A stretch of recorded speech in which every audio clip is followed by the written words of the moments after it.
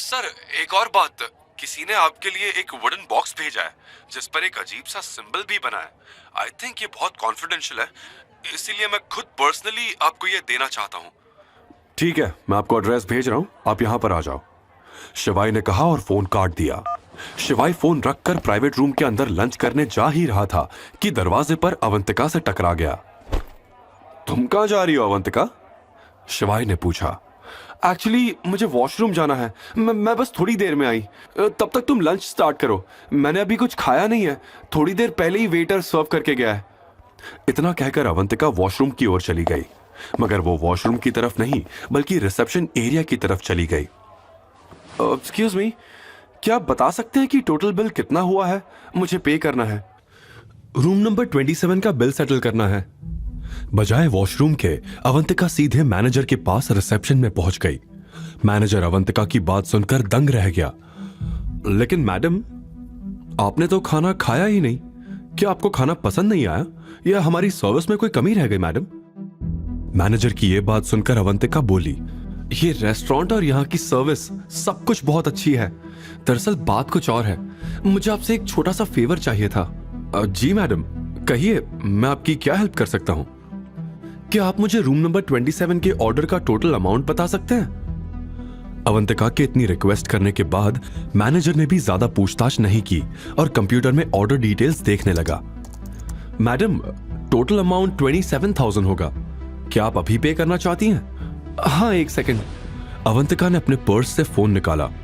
मैं अभी आपको 20,000 पे कर देती हूँ, फिर जब हमारा लंच खत्म हो तब आप मेरे दोस्त को केवल 7,000 का बिल दीजिएगा।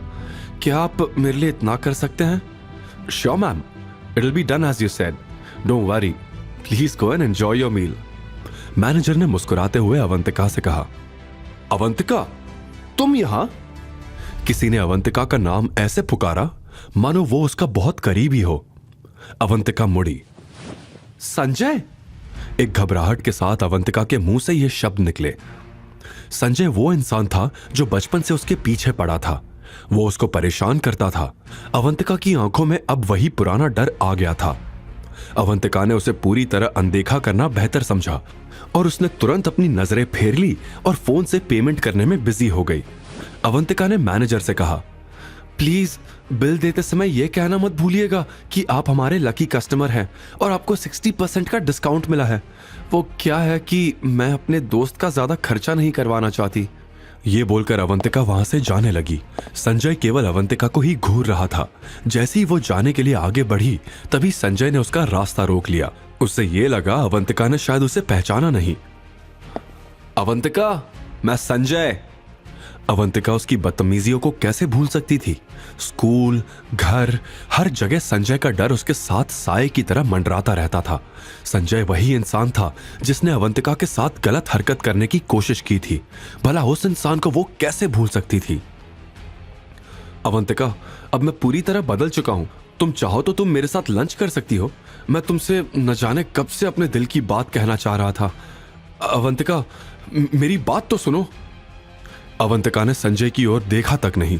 पेमेंट पूरा होते ही वो तेज कदमों से वॉशरूम की ओर बढ़ गई। संजय ने इधर उधर देखा और वो भी अवंतिका का पीछा करते हुए बढ़ गया। आज अवंतिका को देखकर उसके सब्र का बांध टूट चुका था। बचपन से उसकी बेरुखी सहने वाला वो लड़का आज अपनी मनमर्जी करने के लिए पागल हो चुका था। अवंतिका के वॉशरूम में जाते ही संजय भी वहां पहुंच गया। उसने वॉशरूम के दरवाजे को बंद कर दिया। ये देखकर अवंतिका बहुत घबरा गई। तभी संजय ने तेजी से कदम बढ़ाए और पास जाकर अवंतिका का हाथ पकड़ लिया। संजय ने अवंतिका को अपनी ओर खींचते हुए कहा, आखिर इतनी नफरत क्यों अवंतिका?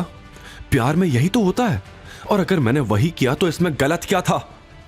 तुम्हारी इस घटिया सोच और इन गिरी हुई हरकतों की वजह से मैं तो क्या, कोई भी लड़की तुम्हें पसंद नहीं करेगी। अब मेरा रास्ता छोड़ो और मुझे जाने दो, वरना मैं शोर मचा दूंगी। अवंतिका ने उसे धमकी देते हुए कहा। लेकिन संजय पर तो मानो पागलपन सवार हो चुका था। उसने अवंतिका को दीवार से सटाते हुए कहा, अवंतिका, तुमसे दूरी बर्दाश्त नहीं होती। तुम जानती नहीं मैं ख्यालों में न जाने तुम्हारे साथ क्या क्या करता हूं। अब वक्त आ गया है ख्यालों से निकलकर अपने अरमानों को हकीकत में बदलने का।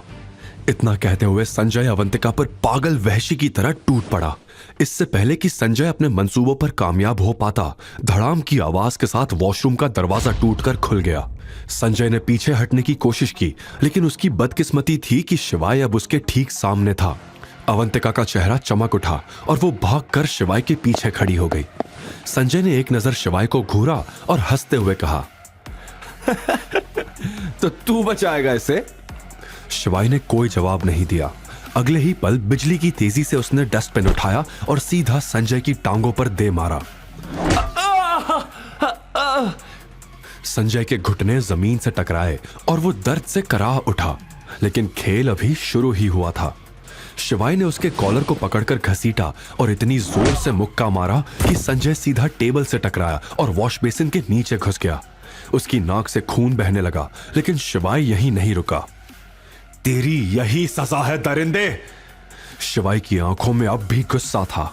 आगे की कहानी जानने के लिए देखिए अगला एपिसोड सिर्फ पॉकेट FM के YouTube चैनल पर। और शिवाय एक विनाशक के सारे एपिसोड्स को सुनने के लिए डिस्क्रिप्शन में दी लिंक से डाउनलोड करें पॉकेट FM ऐप।